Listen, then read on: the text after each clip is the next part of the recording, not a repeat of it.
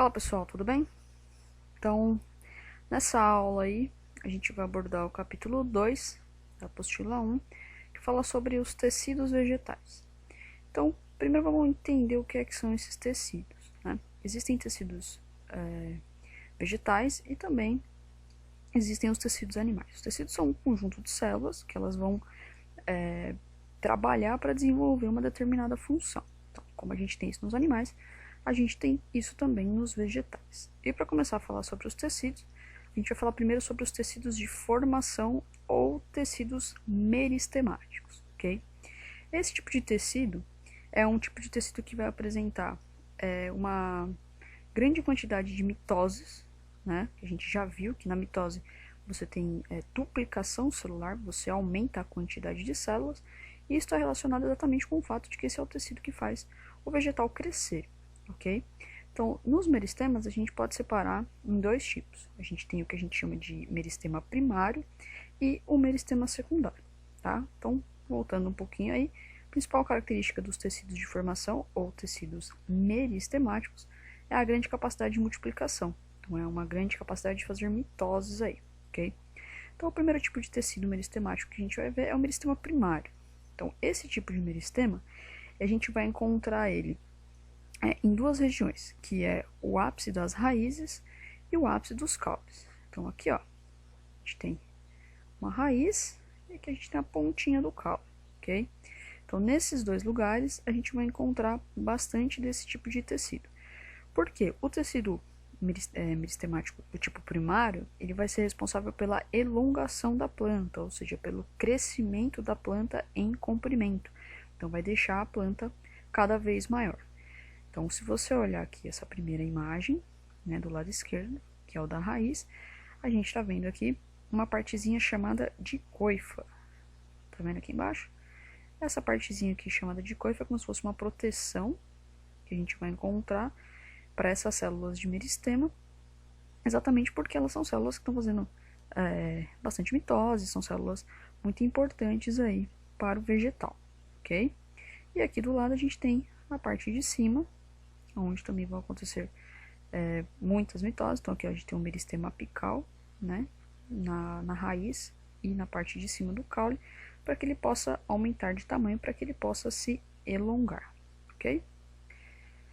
Em seguida aqui a gente tem o que a gente chama de meristema secundário. O meristema secundário também vai ser responsável pelo crescimento, só que o crescimento aqui é em espessura, então ele vai deixar o vegetal cada vez mais espesso, cada vez mais largo, tá? Algumas regiões aí que a gente pode observar que são importantes é o câmbio, né? Aqui tem o câmbio interfascicular, o câmbio fascicular. Dá para ver uns nomezinhos aqui, xilema e floema, que a gente já abordou algumas vezes no ano passado, a gente vai falar sobre eles daqui a pouquinho. Além disso, a gente tem o suber, o felogênio e a feloderme, que vai formar uma região chamada de periderme. Então aqui, ó, regiões mais externas e regiões mais internas. As mitoses também acontecem, só que aqui o que a gente vai vendo é um crescimento em espessura e não um crescimento para cima aí para deixar o vegetal um pouco mais alto. E conforme esse meristema vai se desenvolvendo, esses tecidos vão se modificando, aí a gente consegue observar no caule das árvores umas estruturas chamadas de anéis anuais. Então, o que acontece? Em algumas regiões aí, esse crescimento em espessura, né, esse crescimento secundário, ele acontece mais entre a primavera e o outono. E aí o que vai acontecer? Os vasos condutores aí, eles vão começar a fazer algumas marcações no caule da árvore, resultando na formação desses anéis anuais. Então, a formação desses anéis aí, ela acontece exatamente por causa dessa mudança aí de estação conforme o vegetal vai se desenvolvendo. Essas marcações aí estão relacionadas ao que a gente chama de vasos lenhosos, que no caso é o xilema, né? E esses anéis aí, eles têm como curiosidade que ao contar eles, você consegue saber a idade que a planta apresenta. Além desses tecidos de crescimento, a gente tem o que a gente chama de tecidos de condução. Condução do quê? Condução de seivo. Então, a gente tem dois tipos de seiva no vegetal. A gente tem a seiva bruta e a seiva elaborada. A seiva bruta é aquela que é formada por água e sais minerais. A seiva elaborada é aquela que vai ser formada pelos compostos orgânicos que surgem aí durante o processo de fotossíntese.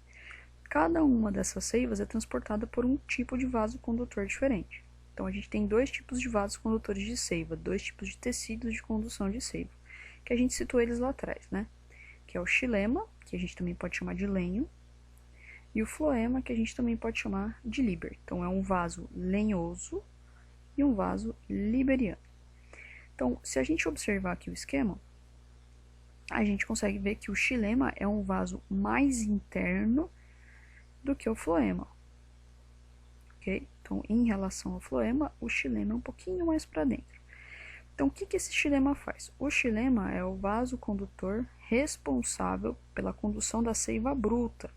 Então, ele vai levar essa seiva no sentido da raiz até as folhas, ou seja, de baixo para cima, e ele é composto por células mortas, tá? Já o floema, ele vai levar o outro tipo de seiva, né? Ele tá um pouquinho mais para fora aqui, ó. São esses aqui. Esse floema aí, ele vai ser responsável por conduzir a seiva elaborada, que vai vir das folhas até a raiz. Por que das folhas até a raiz? Porque ele está conduzindo uma seiva que é feita dos produtos da fotossíntese. E como a fotossíntese acontece nas folhas, ele vai pegar de lá, de onde é produzido esse composto, e vai espalhar por todo o vegetal, tá? O floema apresenta as células vivas e o xilema apresenta essas células mortas, ok? Então, se a gente observar aqui, ó, o xilema mais para dentro, o floema mais para fora. No xilema, a condução de seiva bruta, da raiz até as folhas, ou seja, de baixo para cima. E o floema é a condução da seiva elaborada, das folhas até a raiz, ou seja, de cima para baixo, ok? Só que aí, pensando no vaso condutor, existe um negocinho chamado de anel de Malpighi. Então, o que é esse anel de Malpighi? Nesse anel de Malpighi vai acontecer uma retirada de um anel, do anel da casca, ele é como se eu descascasse a árvore. E se a gente lembrar, vamos voltar um pouquinho aqui, ó, o xilema está mais para dentro, aqui, ó, e o floema está mais para fora. Então, se eu descascar a árvore aqui, como mostra na imagem, eu vou remover o floema. O xilema ele fica intacto, né? Porque como ele é mais para dentro, a gente só está descascando a árvore, o floema fica intacto, o xilema fica intacto, enquanto que o floema é retirado. Isso vai causar um problema, porque assim, o vegetal ele continua transportando a água, normal, porque como o xilema está intacto, a água e os sais minerais que estão vindo de baixo para cima, eles estão subindo, ok. Só que o vegetal, mesmo continuando fazendo fotossíntese, eu não consigo fazer com que esses produtos orgânicos da fotossíntese, esses nutrientes da fotossíntese, cheguem até a raiz. Por quê? Porque eu rompi exatamente o vaso que transportava. Então, o que vai acontecer? Nessa parte de cima aqui do caule, aqui, ó, vai começar a acumular, vai fazer como se fosse uma barriguinha aqui, ó. Porque vai começar a acumular a seiva elaborada. Então, no anel de Malpighi, ocorre um rompimento do floema. Isso impede que a seiva elaborada chegue até a raiz.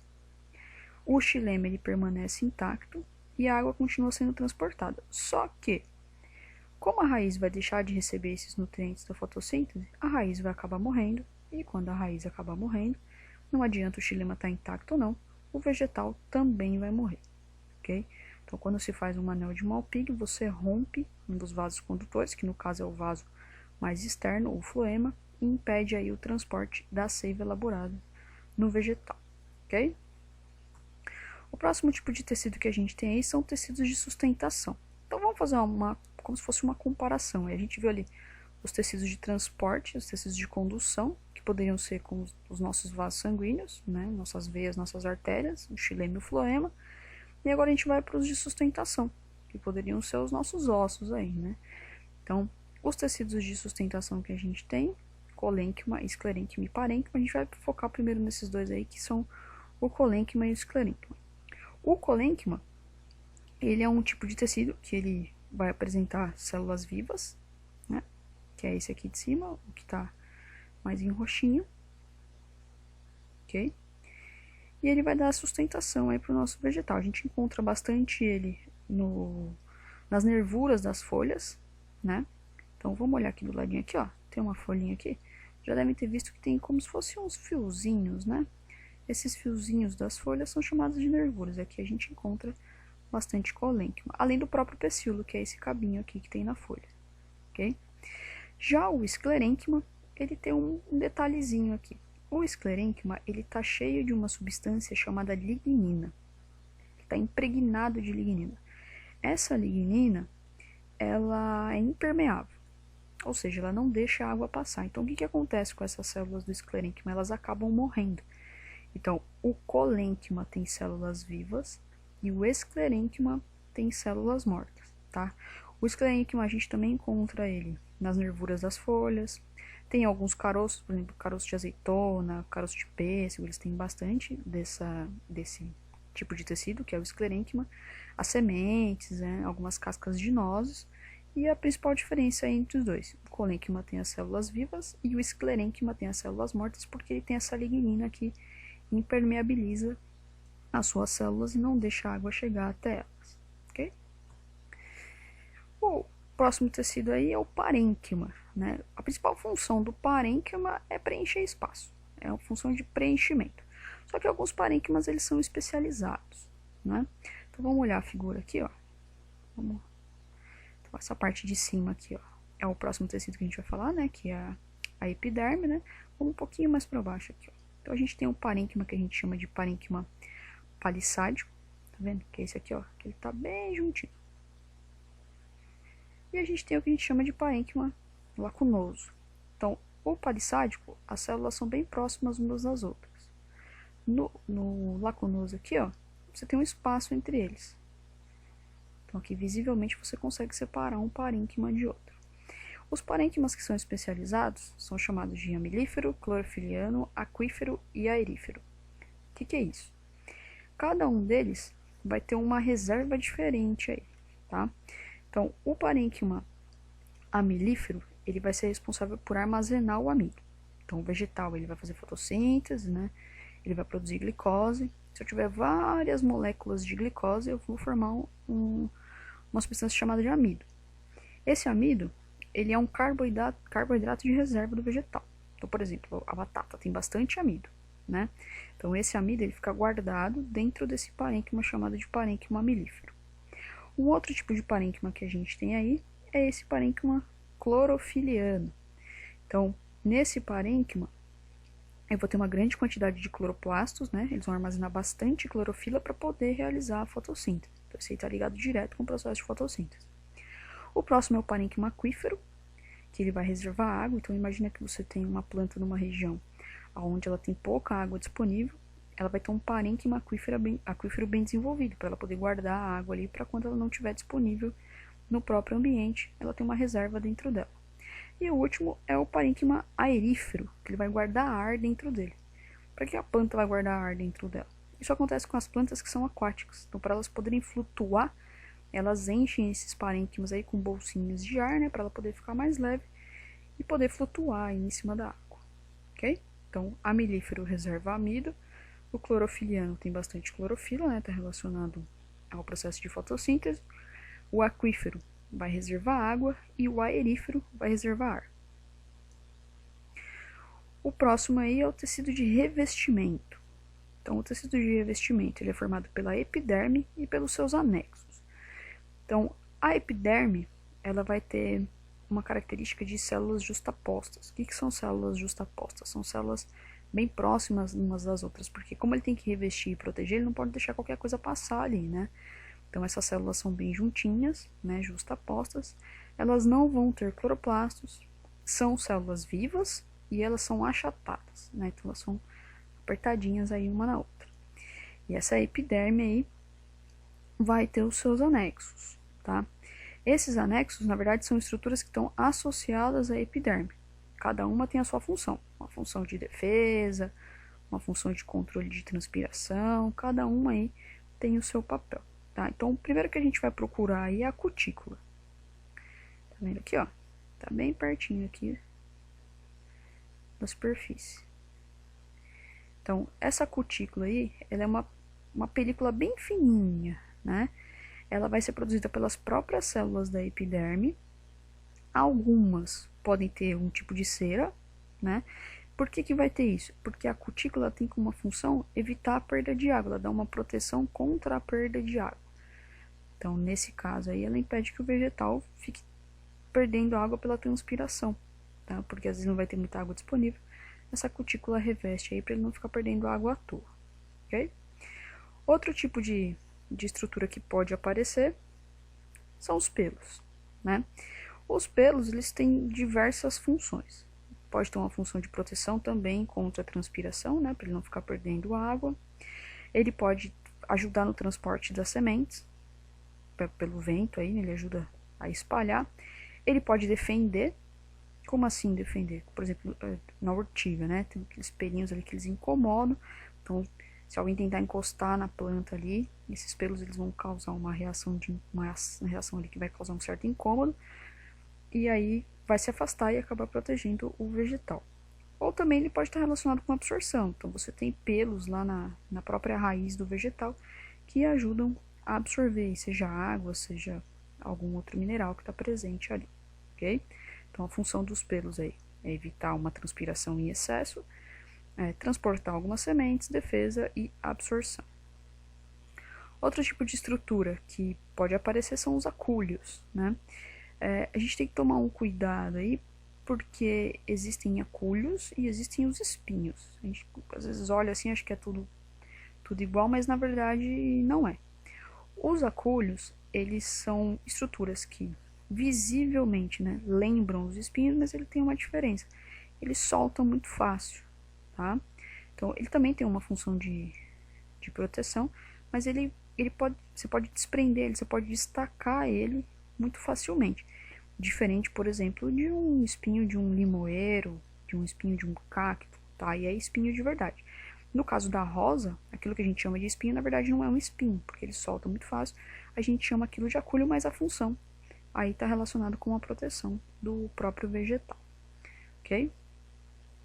E para terminar, o último anexo epidermático aí, o último anexo da epiderme que a gente vai ver, são os estômatos. Então, a gente tem duas imagens aí de estômatos. Do lado esquerdo, a gente tem um estômato aberto. Do lado direito, a gente tem um estômato fechado, tá? O estômato, ele é formado pelo que a gente chama de células guardas. Aqui, ó, né? Essas aqui ao redor. A gente tem também as células anexas, que são essas maiores aqui, né? E a gente vai ter esse espacinho aqui, quando ele estiver aberto, aqui o ostíolo. E ele estaria aqui, né? Que agora ele está fechado aqui, não dá para apontar ele. Qual que é a função desse estômato? O estômato está ligado com a troca gasosa entre a planta e o meio. Então, o que vai acontecer? Ele pode abrir esse ostíolo ou ele pode fechar esse ostíolo. Mas, assim, além dele fazer a troca gasosa, ele também está relacionado com a transpiração. Então, a presença de um ostíolo aberto ou fechado no estômago tem a ver, obviamente, com a troca gasosa, mas também tem a ver com a quantidade de água disponível no ambiente. Então, se ele tiver muita água disponível no ambiente, não tem problema o estômago ficar mais tempo aberto. Porque se ele perder a água ali pela transpiração, mas ele tem água disponível, ele repõe. Agora, se ele estiver num ambiente onde ele não tem muita água disponível, então aí já não dá para ficar perdendo água à toa, e esse estômago tende a ficar mais fechadinho, ok? Então, no estômago a gente encontra bastante cloroplasto, tá? Seriam as bolinhas aqui, né? Para poder realizar a fotossíntese, porque os estômatos ficam nas folhas, né?